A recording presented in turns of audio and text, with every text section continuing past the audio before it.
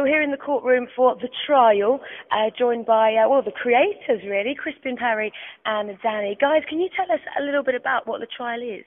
The trial is about trying to understand where the music industry and the music business is right now. It's in dire straits and it needs to be called to account. Now, Crispin, we spoke a little bit off camera about what's been happening. I mean, we're halfway through the day. Can you give us a little bit of a run-through about today's proceedings? I will. It's very exhausting, but we've done a section on the artist, and that was very good.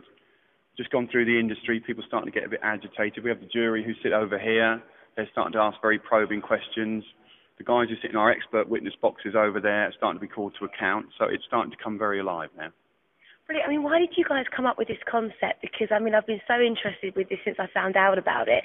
I mean, is this because the issues are something that are annoying you at the moment, or do you think there's a real need for it to kind of be put out there for the judges? There's a desperate need for people to really think about creativity in music and to forget about being so fetishistic about technology. I mean, I've been using a mobile phone to photograph me talking now, but people are so concerned with what's happening with how they get music, not about music itself anymore. And if we lose sight of what music really is and what it means to people, then music as an art form will die. It's still quite, with trading music, it's still quite a young thing. We could actually, maybe at the end of this, say, we'll do away with buying and selling, and maybe we'll just all share. Who knows? In summary, we needed to make some money quickly. Really? That's it, yeah. That's the truth. What do you guys do within the music industry? Because I know you guys come up with this concept. The music industry. Oh, you're not? Brilliant. We're just trying to bring it down. You're just trying to break it down, ruin it. Yeah. We run an arts development agency, so we do a lot of British music showcasing all over the world. We've got a club night that we run monthly in Tokyo. We do a lot of work at South by Southwest, which is a big festival in Texas.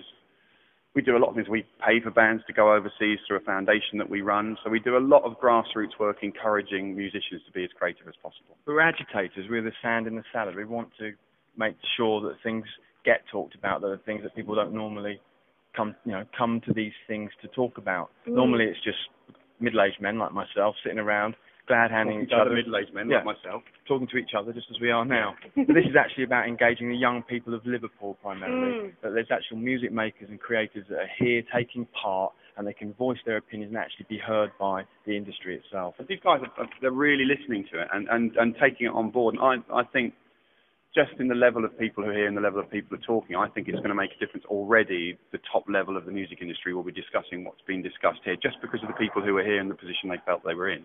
Yeah, I think it's quite exciting. It's quite clear to me that you guys are you are change makers. That's what you're trying to do, really change things. What would you like to see happen after this trial? I mean, is there any clear points that you'd like to see these guys take away?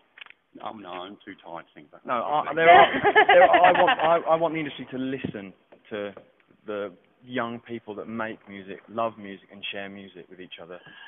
That's never going to stop happening. Everyone loves music. You say, hands up who likes music, everyone puts their hand up. You love music. Love music, yeah. You love music. The mobile phone loves music. Everyone loves music. The mobile phone loves music, absolutely. Everyone loves music. Here's a chance for us to talk about how powerful music is. And this is a great place to do it. And also a lot of these conventions are putting the technology in the forefront. They're putting the business in the forefront. They're putting making money and rights and complications in the forefront. Everything we do puts the music at the forefront. I mean, that's the whole thing. We are about music. We're about do a lot of new music things, but we're also about just celebration music for what it is. Yeah. You were saying that you guys have got a creative agency and a foundation helping young musicians. Have you got any advice for young musicians? Because we've been talking to various musicians throughout the whole festival, all at different levels, all saying very different things, but you're working with many of them. Is there something they should be concentrating on as a newbie to the whole music business? I think to believe in yourselves and each other, community is really important. It shouldn't just be about the iPhone, the iPod, the MySpace, all those things. It really has to be about community and sharing your knowledge and sharing your passion. So it's not just about where you can get to, it's about loving music and sharing it with each other.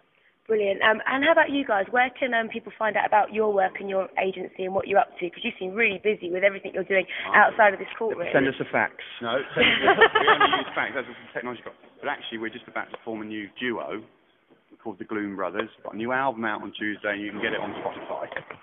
You know what? I'm going to leave it at that. We're going to see what happened at the trial at the end of the day, and I'll be reporting on that. Thank you, guys. Thank you.